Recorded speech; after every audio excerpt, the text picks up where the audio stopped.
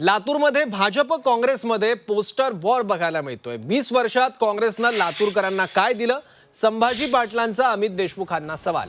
महापालिका निवडणुकीच्या प्रचारापूर्वीच काँग्रेस आणि भाजपमध्ये आरोप प्रत्यारोप सुरू आहेत। भाजप आणि काँग्रेसमध्ये पोस्टर वॉर बघायला मिळतात।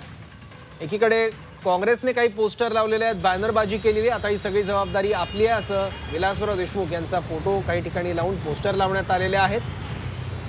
म्हणतंय लातूर काँग्रेसला मत देण्यासाठी आहे आतूर, अशा पद्धतीच्या काही टॅगलाईन आहेत या फ्लेक्सवर। तर दुसरीकडे काय म्हणतंय लातूर, अशा पद्धतीनं भाजपनं प्रचार केलेला आहे।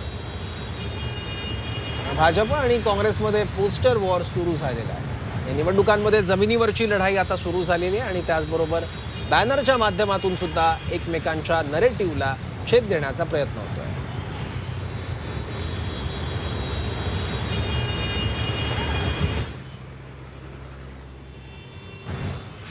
लातूरच्या जनतेने 3-4 संधी दिली, तुम्हाला साहेबांच्या नावावरच दिली।